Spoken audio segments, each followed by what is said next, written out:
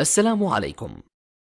لا تنسوا الإعجاب بالفيديو والاشتراك في القناة تشجيعا لنا لنستمر بنشر المزيد إن شاء الله.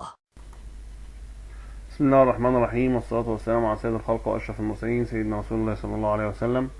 إن شاء الله النهارده موضوعنا يا جماعة يا رب تكونوا بخير ودايما يا رب بخير.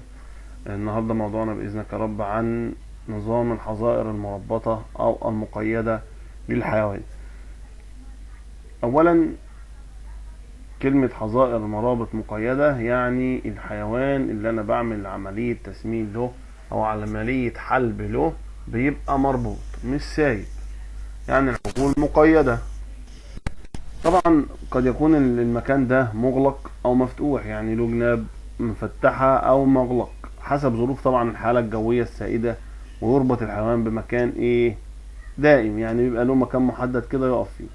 طبعا كمان لو هي انثى ممكن يتم حلبها في نفس المكان طبعا، بس اهم حاجة في الحلب، تمام، عشان تاخد بال حضراتكم من النقطة دي، اهم حاجة في الحلب النظافة. اهم حاجة الحلب للنظافة وللضرع ولأي حاجة تخص الحيوان بمعنى أصح، سواء كان ذكر أم أنثى، يعني سواء كان كده أو كان كده، لازما أخد بالي من النظافة كويس جدا، لأن ديت بتأثر تأثير سلبي على الحيوان، يعني من الآخر بتبهدل الدنيا. تمام كده. والعملية يا جماعة برضو زي ما حضراتكم عارفين، أهم حاجة اللي انتم مش القصة مش قصة لا أكل ولا شرب بالنسبة للحيوان، سواء كان أنثى أو ذكر، هي مش قصة أكل وشرب، هي قصة اهتمام. قصة اهتمام، اهتم بحاجتي، اهتم بحاجتي. انا مش خسران حاجة، انا اللي هخسره ان انا ابهدلهم او انفرهم او مش فاضلهم. لا، مش فاضلهم، ما تشتغلهاش. لازم تهتم بحاجتك عشان ربنا يكرمك وتبقى راجل كويس ومحترم. انتوا طبعا كل الناس محترمين على راسنا من فوق، بس تبقى راجل في مكانك بروفيشنال، راجل في مكانك سوبر، راجل في مكانك الف الالف. اما يتسأل عنك خلاص انت دايركت معروف مكانك فين. تمام كده. تاني حاجة، طول ما المكان بيبقى واسع وبيسيح حيوانات كتيرة، ده بيبقى في حد ذاته مصلحة ليه؟ للتوسع. تمام كده. واهم حاجة ان نوفر في المرابط عناية فردية لكل حيوان، يعني كل واحد بقى على حدة.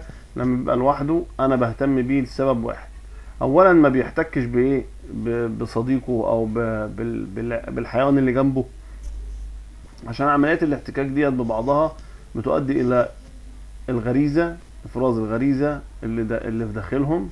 تمام. غير ده ودوت ان هو ممكن يحس بقوته ويحس بضعف الحيوان اللي قصاده، فهم يتعاركوا مع بعض فيسبب ليا اضرار جسيمه وانا في غنى عنها. تمام كده. ايضا يمكن الحلب آليا في هذا النظام من خلال الممر الجانبي الذي يسمح ايضا بنقل الاعلاف الى الحيوانات، يعني انا من كل بقرة وبقرة انا سايب مسافة، انا اقدر امر في وسط الحاجة دي، احط لهم العليقة بتاعتهم واحلب الحيوان بتاعي. تمام كده. طبعا ده كله بيتم التخلص من الرواسب يوميا من داخل الحظيرة، وهذا النظام يتناسب مع الظروف المناخية الغير ملائمة، كما أنه قد يكون اقتصاديا للقطيع المحدود، يعني لو حاجة صغيرة كده محدودة. تمام كده. أما عيوب هذا النظام اللي هو النظام المربوط، أول حاجة تكلفة الإنشاء، زيادة كمية الفرشة في الأرضية مع احتياجات طبعا لساعات عمل أكبر.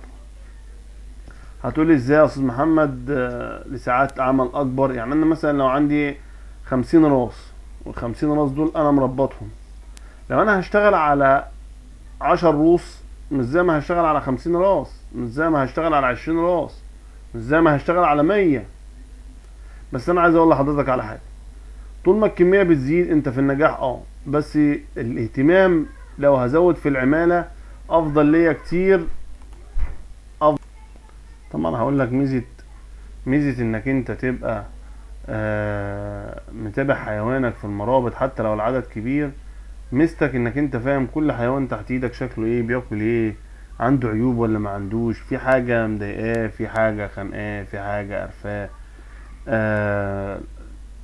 اهم من ده كله مفهوش اصابات. ايه الاصابات؟ ان في السايب الاصابات بتبقى شديدة نتيجة القرون ونتيجة الخناقات ونتيجة المعارك النقطة التانية اللي انا عايز حضرتك تبقى واخد بالك منها، انك انت يعني ربنا يزيدكم جميعا، مهما الموضوع كبر معاك حاول تخليك على سيستمك بحيث النجاح يبقى بأمر الله بأمر الله بأمر الله، كله بأمر الله مضمون. ليه؟ لان انا لما هتابع الحيوان اللي تحت ايدي واعرف انه كان سليم ولا في ظروف ولا في اي حاجه، انا فاهم الدنيا بتاعته ماشيه ازاي. لكن انا لو اشتغلت على اساس ان انا عندي 100 بقره، يلا يا ابني حط واكل وشرب واسقي ونيم واحلب وخلص الموضوع ده، اعلف عشان اسمن عشان اخرج، تاكد تماما ان هتلاقي عندك خسائر، ولو مشيت صح هتلاقي عندك خسائر. لكن الصح اصح ان يتبع، انك انت تتبع الصح. ايه هو الصح؟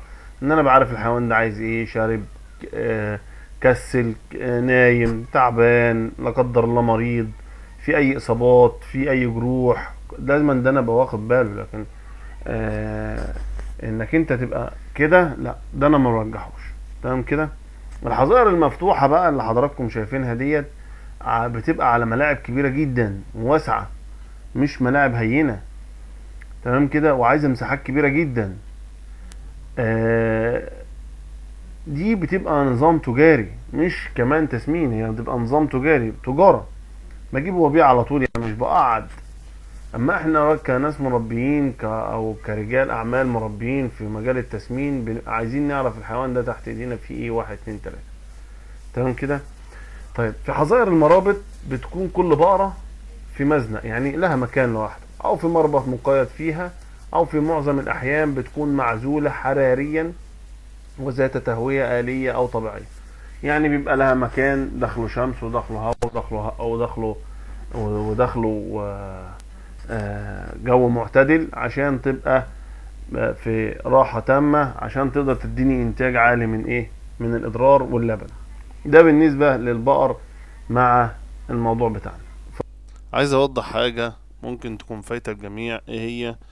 ان العجل لما بيبقى مربوط بيفيد اكتر ما بيبقى سايب. وطبعا زي ما قلت لحضراتكم في بداية الشرح، ان العجول السايبة اللي بتبقى في الملاعب السايبة ديت بتبقى نتيجة ان اصحاب المزارع بتبقى نظام متاجرة. لكن ما بيسمنوش التسمين اللي هو التسمين اللي يديك اعلى معامل تحويل، فده للمربي مش للبايع. فالمربي عشان يوصل لأعلى تقنية في موضوع التسمين لازم تبقى العجول بتاعته مربطة. حتى لو كان عنده ملاعب واسعة يقدر يحط فيها العجول ديت، مش هيقدر يحدد العجول بتاكل قد ايه في اليوم، لانه هيبقى بيشغل عامل معاه حاطط شغل، هو بيعمل اللي عليه انه بيحط شغل العجول بس باكل عشوائي. الاكل اللي فيه انا ما بقدرش احدد قيمة الاكل للحيوان، لان عشان يديني معامل تحويل 2 كيلو في اليوم لازم ياكل كميات معينة في العليقة. عشان كده احنا بنقول ان العجل لما يبقى مربوط، سيبك من المخاطر كمان، العجل لما يبقى مربوط انا عايز اوصل لمعامل تحويل. طب عشان عايز اوصل لمعامل تحويل هوصله ازاي؟ لازم أنا اعرف العجل ان كان بياكل ولا ما بياكلش، بيشرب او ما بيشربش. فدي حاجة لازم تبقى متوفرة عند حضرتك في مزرعتك. لان انت لو عملت ان العجول سايبة طبيعي هتلاقي الاكل خلصان، لكن مين كل، مين شرب، مين قاعد، مين نايم، مين تعبان، مين صاحي، انت ما وصلتش. فطبعا انا بفضل المرابط اللي هي بتبقى محكومة. اي نعم هي في بداية المشروع بتبقى مكلفة، مكلفة اساسيات بناء طوايل، سواء كانت من الحديد سواء كانت من الطوب. ففي كلتا الحالات فهي بدايتها مكلفة، ولكن دي بعد كده بتبقى اساسيات لنجاح المشروع في الزيادة الاستثمارية بامر الله. ولكن ان لازم نبقى واخدين بالنا ان العجول لما بتبقى مربطة افضل 100 مرة من العجول السايبة. حتى لو يكون انك انت هترتاح في عملية الاكل والشرب وعملية التحضير، كل ما هنالك انك هتفرد قدامهم الاكل بالنسبة للعجول السايبة. اما بالنسبة للعجول المربطة فانت هتحدد الاكل على حسب ميزان الحيوان اللي قصادك، وبناء عليه هتضطر تحط له الوجبة بتاعته. فده بيبقى مجهود من حضرتك، بس انت مش عامل مشروع عشان نرتاح فيه، احنا بنعمل مشروع عشان نجتهد ونوصل لأعلى معامل تحويل وأعلى نجاح إذا كنا عايزين ننجح أو نوصل لأعلى استثمار. ولما يبقى عندنا عجلين يبقوا 5 عجول، بعد كده يبقوا 10 عجول، وهلم لحد ما اطلع لحد فوق وابقى راجل ذو مكانة في النشاط بتاعي، وابقى معروف على مستوى الناس اللي حواليا وعلى مستوى الخارج ايضا. وده بناء على كفاءتي في مشروع التسمين او كفاءتي في اي مشروع برضو اخر. عشان اوصل لاعلى نجاح بفضل الله لازم اتبع الصح وابتدي من حيث ما انتهى الاخرون. اتمنى من الله ان اكون قد وفقت في تقديم ما هو نافع وما هو يفيدك في مشروعك الاستثماري بفضل الله في مجال التسمين والثروة الحيوانية، وايضا انك انت تقدر توصل لاعلى معامل تحويل بفضل الله. ونتمنى من الله ان اكون قد وفقت في هذا الموضوع، واتمنى الا تنسونا في الاشتراك وتفعيل زر الجرس والاعجاب ليصلكم منا بفضل الله كل جديد. وشكرا والسلام عليكم ورحمة الله وبركاته. كان معكم محمد إبراهيم.